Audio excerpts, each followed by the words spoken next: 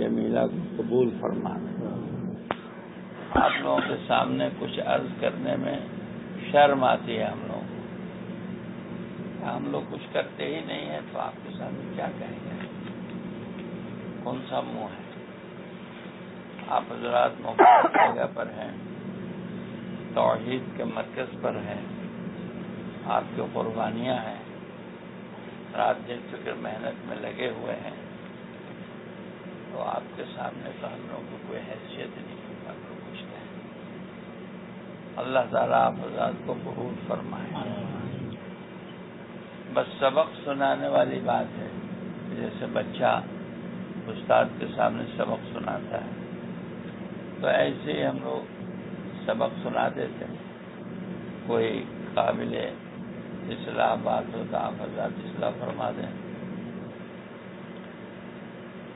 ذمہ دار ہمیشہ یہاں آتے رہتے ہیں، آپ ان کے ساتھ بیٹھتے ہیں، ہمارے اکابر، ان سے باتیں آپ سنتے رہتے ہیں۔ جو نہج ہے حضرت مولانا الیاس صاحب رحمۃ اللہ علیہ کا، مولانا یوسف صاحب رحمۃ اللہ علیہ کا، یا مولانا احمد صاحب رحمۃ اللہ علیہ کا، تو اس نہج کو سامنے رکھ کے کام کو کرتے رہنا، اس لیے کہ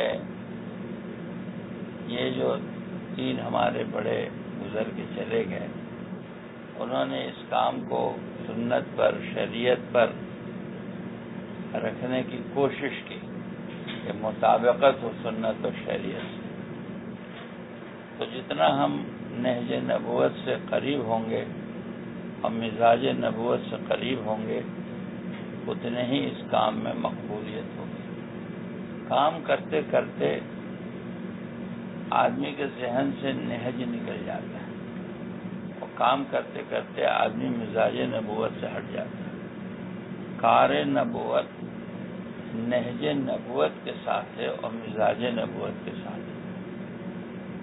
نبی کا کام اس وقت مؤثر ہوگا اور عام انسانوں کے لیے ہدایت کے دروازے کھلیں گے جب یہ انبیاء کے علیہ الصلوۃ والسلام نہج پر ہو اور انبیاء علیہ السلام کے مزاج پر ہو۔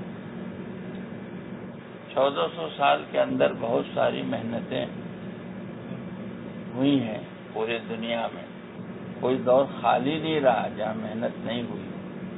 ہمارے اکابرین نے، بزرگان دین نے، علماء نے، ائمہ نے، مجتہدین نے ہر دور میں ہر جگہ کام کیا، لیکن بعد میں ان کے متبعین جب نہج نبوت سے ہٹے ہیں یا مزاج نبوت سے ہٹے ہیں تو وہ کام پھر ختم ہو گیا۔ نظام الدین کے بزرگوں سے ہم نے سنا، حضرت جی کے انتقال کے بعد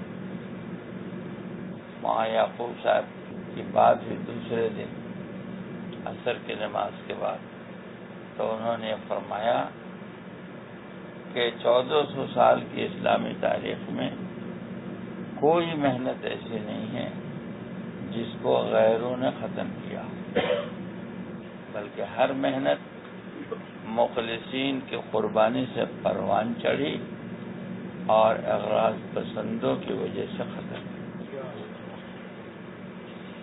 پھر انہوں نے فرمایا کہ اللہ تعالی ہمیں ان خوش نصیب بندوں میں شامل فرمائے جس پر رکھ کر اللہ پاک کسی محنت کو پروان چڑھا دے، اور اللہ پاک ہمیں ان بد نصیب لوگوں میں نہ بنائے جس پر رکھ کر اللہ پاک کسی محنت کو ختم کر دے۔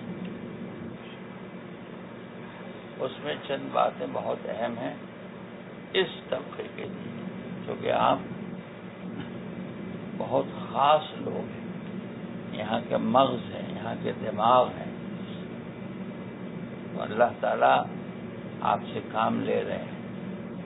تو ایک بات تو یہ کہ ہم کار نبوت کو نہج نبوت اور مزاج نبوت کے ساتھ کرنے کی کوشش کر رہے ہیں۔ اس کام کے 3 ماخذ ہیں۔ یہاں سے ہم کو مزاج بھی ملے گا، نہج بھی ملے گا۔ پہلا ماخذ قرآن کریم ہے۔ اللہ سبحانہ و تعالی سب سے پہلا داعی ہے۔ دعوت اللہ کی صفت ہے، اور صفت موصوف سے الگ نہیں کی جا سکتی، وہ اس کے ساتھ رہتی ہے۔ تو قرآن کریم میں اللہ تعالی نے اس کام کے مزاج کو اور اس کام کے نہج کو بیان کیا ہے۔ انبیاء علیہ السلام کی دعوت کے قصے اور واقعات وہ قصے نہیں ہیں، بلکہ مزاج اور نہج بتانے کے لیے ہمیں اصول بتایا گیا۔ یہ مزاج ہے کام کا، یہ نہج۔ کام کرنے والے ساتھیوں کا قرآن پاک سے گہرا تعلق، خاص طور سے انبیاء علیہ السلام کی دعوت جہاں آوے قرآن پاک میں، اس کو گہرائی سے دیکھنا۔ ہم نے خود دیکھا اپنی آنکھ سے۔ حضرت مولانا مفتی زین العابدین صاحب رحمۃ اللہ علیہ نظام الدین تشریف لائے تھے۔ 10 بجے ملنے کے لیے میں گیا تو میں نے دیکھا کہ ایک تکیے کے اوپر معارف القرآن رکھا ہوا ہے اور طالب علم کی طرح بیٹھ کے اس کو پڑھ رہے ہیں۔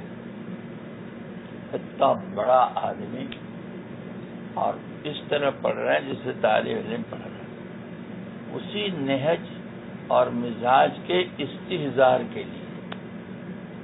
تو ہمارا یہ معمول ہونا چاہیے کہ ہم قرآن پاک میں گہرائی سے اتر کے دیکھیں کہ کام کا مزاج کیا ہے، کام کا نہج کیا ہے۔ یہ پہلا ماخذ ہے۔ دوسرا ماخذ ہمارا نبی پاک صلی اللہ علیہ وسلم کی سیرت مبارکہ ہے۔ ہمارے مطالعے میں سیرت کی کوئی نہ کوئی کتاب ہمیشہ رہنی چاہیے۔ کبھی پڑھ لیا وہ نہیں، بلکہ ہمیشہ۔ حضرت مولانا علی میاں صاحب رحمۃ اللہ علیہ فرماتے ہیں کہ ہم نے سیرت مصطفیٰ پڑھی مولانا ادریس صاحب کاندھلوی رحمۃ اللہ علیہ کی، اور اس سے میرا ذہن بدلا۔ اتنا بڑا آدمی، تو ہم اس کے زیادہ محتاج ہیں کہ سیرت کی کوئی نہ کوئی کتاب ہمارے مطالعے میں رہے، تو وہاں سے بھی ہمیں کام کا مزاج ملے گا اور کام کا نہج ملے گا۔ اور تیسرا ماخذ حیات الصحابہ، کہ وہاں سے بھی ہم کو کام کا مزاج اور کام کا نہج ملے گا۔ ایک بات تو یہ عرض کر دیں۔ دوسری بات جو بہت اہم ہے اس مجمع کے اعتبار سے، وہ یہ ہے کہ اللہ کی طاقت کے بعد زمین پر سب سے بڑی طاقت مخلصین کی اجتماعیت ہے۔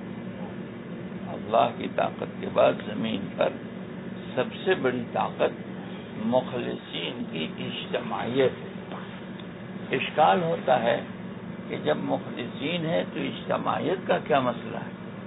ان میں تو اجتماعیت ہوگا ہی نہیں۔ مخلصین کا اختلاف جتنا امت کو نقصان پہنچاتا ہے، کوئی اور چیز امت کو اتنا نقصان نہیں پہنچاتی۔ اس وجہ سے کہ مخلص اپنے موقف پر جمتا ہے، ہٹتا نہیں ہے وہاں سے۔ اب دو مخلص ہیں اور دونوں اپنے اپنے موقف پر جمے ہوئے ہیں، تو امت کا بہت بڑا نقصان ہوگا۔ جنگ جمل، جنگ صفین یہی ہے جس میں 30,000 صحابہ شہید ہوئے ہیں اور امت کا اتنا خون بہا ہے۔ یہ مخلصین کا اختلاف۔ تو مخلصین کی اجتماعیت اللہ کی طاقت کے بعد زمین پر اگر کوئی طاقت ہے تو مخلصین کی اجتماعیت۔ آپ کی اجتماعیت اس کام کی روح ہے۔ آپ کی اجتماعیت اس کام کی روح ہے۔ شیطان اس بات کی کوشش کرتا ہے کہ کسی بھی طرح مخلصین میں اختلاف ڈال دیا جائے۔ اگر مخلصین میں اختلاف پیدا ہوا تو کام اپنی بنیاد کو کھو دے گا اور کام اپنے مقام کو کھو دے گا، اور اسی بنیاد پر کام کو نقصان پہنچتا ہے اور کام ختم ہوتا ہے۔ اللہ پاک اس سے ہم سب کی حفاظت فرمائے. مخلصین کی اجتماعیت کے لیے دو باتیں. پہلی بات تو یہ ہے کہ اپنے حق سے دستبردار ہو جانا اجتماعیت کے لیے. اگر مخلصین میں اختلاف ہوا تو وہ آدمی سب سے زیادہ نبی پاک صلی اللہ علیہ وسلم کی روحانیت سے استفادہ کرے گا جو اپنے حق سے دستبردار ہو جائے گا. مخلص ہے، حق پر ہے، لیکن اپنے حق سے دستبردار ہو گیا کہ میں حق پر ہوں لیکن اپنے حق سے دستبردار ہوتا ہوں. تو مخلصین کی اجتماعیت کی بنیاد حق سے دستبردار ہو جانا ہے. پہلی چیز اجتماعیت کے لیے. اور دوسری چیز اپنی تفہیمات سے دستبردار ہو جانا. تفہیمات، اپنی تفہیمات سے دستبردار ہو جانا. واضح ہوئی ہے بات؟ اپنی تفہیمات سے دستبردار ہو جانا. مخلص ہے تو ہو سکتا ہے کہ اس کو فہم بھی دیا ہو اللہ نے، ہو سکتا ہے اس کو فراست بھی دیا ہو سکتا ہے اس کو الہام بھی ہوتا ہو.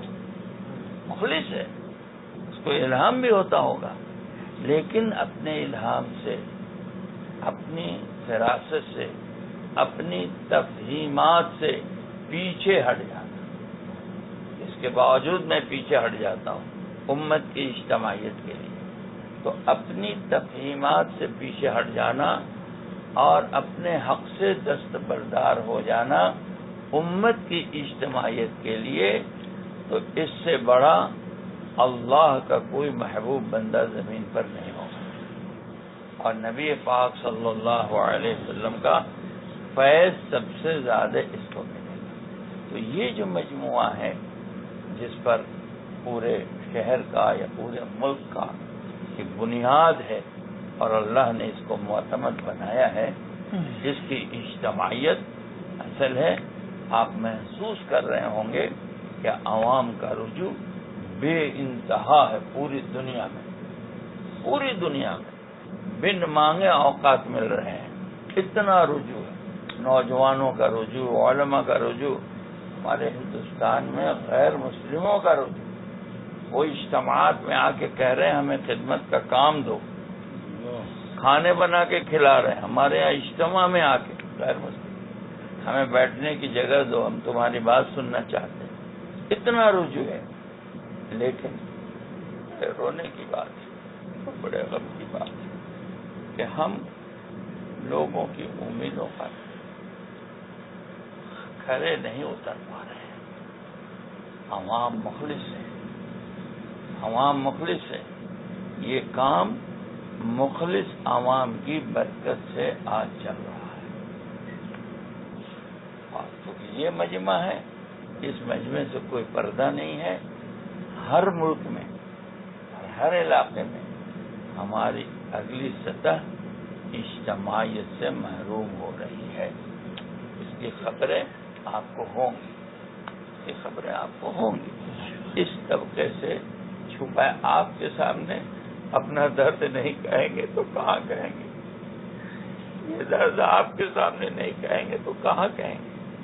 آپ کے سامنے نہیں روئیں گے تو کہاں روئیں گے؟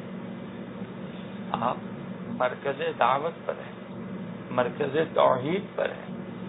آپ کی خدمت میں گزارش ہے کہ آپ اس کی دعا مانگو اللہ سے کہ اللہ تعالیٰ تمام ملکوں میں کام کرنے والوں جو اگلی سطح ہے ان کے قلوب میں اللہ پاک اجتماعیت پیدا کرے. اگر اس کام کو کوئی نقصان پہنچا تو اسی طبقے سے پہنچا. ہم مجرم، ہم کوئی مجرم نہیں، ہم مجرم ہیں، ہم مجرم. اگر اس کام کو کوئی نقصان پہنچا تو مجھ سے پہنچے گا، مجھ سے. ہمیں مجرم ہیں. اس لیے ہر حال میں، ہر قیمت پر ہماری اجتماعیت نہیں آنی چاہیے. اس کو مضبوط پکڑنا ہے اور بیت اللہ شریف کا پردہ پکڑ پکڑ کے رونا ہے اللہ پاک ہماری اجتماعیت کو باقی رکھے. اگر یہ اجتماعیت باقی رہی، کروڑوں کی زندگیاں اس سے بنی ہیں اور کروڑوں کی زندگیاں بن رہی ہیں. اور یقین جانو میرے بھائی، اس وقت پوری دنیا میں امت کی عمومی تعلیم و تربیت کے اعتبار سے اس کام کا کوئی بدل نہیں، کوئی بدل نہیں. جتنی تنظیمات، تحریکات، جماعتیں، جمعیتیں دنیا میں ہیں، ہمارے ملک میں ہیں، ہماری ان سے بات ہوتی ہے. جب ہم کہتے ہیں کہ آپ کے پاس کیا انتظام ہے امت کی تعلیم و تربیت کا، تو وہ کہتے ہیں میری تبلیغ. جماعت علماء کہتی ہے میری تبلیغ، یہ میری تبلیغ اپنے سے منسوب کر کے میری تبلیغ. ہمارا شریعہ کہتی ہے میری تبلیغ، مسلم پرسنل لاء بورڈ کہتی ہے میری تبلیغ. کیونکہ سب جانتے ہیں کہ اس کے علاوہ امت کے عمومی تعلیم و تربیت کا پوری دنیا میں کوئی انتظام نہیں ہے. خدا نہ کرے، خدا نہ کرے، خدا نہ کرے اگر ہماری اجتماعیت کو کوئی نقصان پہنچتا ہے اور کام ہمارے ہاتھ سے چلا جاتا ہے اور اللہ پاک ناراض ہو کے لے لیتے ہیں، تو ہمیں ان بد نصیب لوگوں میں ہوں گے جس پر رکھ کر اللہ اس کام کو ختم کرے. عوام کے اخلاص میں کوئی شبہ نہیں، اس کی قربانی میں کوئی شبہ نہیں ہے. بس ہم ہیں، اس میں رونے کی بہت ضرورت ہے، مانگنے کی بہت ضرورت ہے. اللہ تعالیٰ مجھے بھی قبول فرمائے، آپ کو بھی قبول فرمائے. اس کی کوشش بہت ہو، اللہ تعالیٰ آسان فرمائے. الحمد للہ رب العالمین والصلاة والسلام علی سید المرسلین. ربنا ظلمنا انفسنا وإن لم تغفر لنا وترحمنا لنكونن من الخاسرین. یا اللہ ہمیں معاف فرما، ہمیں مجرم ہیں، گنہگار ہیں، سیاہکار ہیں، نابکار ہیں، ناہنجار ہیں، عاجز، بے کس، بے سہارا ہیں، کمزور، ضعیف، نااہل، جاہل ہیں، غافل ہیں، بے عمل ہیں، بد عمل ہیں. اے اللہ ہمیں ان بد نصیب لوگوں میں شامل نہ فرما جس پر رکھ کر کسی کام کو ختم کیا جاتا. ہمیں ان خوش نصیب لوگوں میں بنا دے جس پر رکھ کر کسی کام کو آپ پروان چڑھا. یا اللہ امید کی ایک کرن جگی تھی اور آپ نے اس کام کو عطا کیا تھا، ہم اس کی قدر نہ کر سکے. ہمیں مجرم ہے، ہمیں معاف کر دے، ہمیں معاف کر دے، ہمیں معاف کر دے. قرن اول کے اس ہیرے کی حفاظت فرما، ہمارے مراکز کی حفاظت فرما، ہمارے ٹھیوں کی حفاظت فرما، کام کرنے والوں کی حفاظت فرما، کام کی حفاظت فرما. ہماری ناقدری کی وجہ سے ہم سے چھین نہ لے، ہماری ناقدری کی وجہ سے ہم سے چھین نہ لے. یا اللہ اس کام کی حفاظت فرما، کام کرنے والوں کی حفاظت فرما، کام کرنے والوں میں اخلاص و للہیت پیدا فرما، کام کرنے والوں میں اجتماعیت قلوب پیدا فرما، کام کرنے والوں میں وحدت کلمہ پیدا فرما. نہج نبوت کو ہم میں زندہ فرما، مزاج نبوت کو ہم میں زندہ فرما. اپنے کرم سے موت تک ہمیں اس کام میں لگائے رکھنے کو فیصلہ فرما. جب تک زندہ رکھ، ایمان کی محنت میں مشغول فرما. جب موت دے تو کمال ایمان پر معتدہ فرما. وصلی اللہ تعالی علی خیر خلقہ محمد وآلہ وصحبہ اجمعین برحمتک یا ارحم الراحمین. بارك الله فيكم وإيمانكم.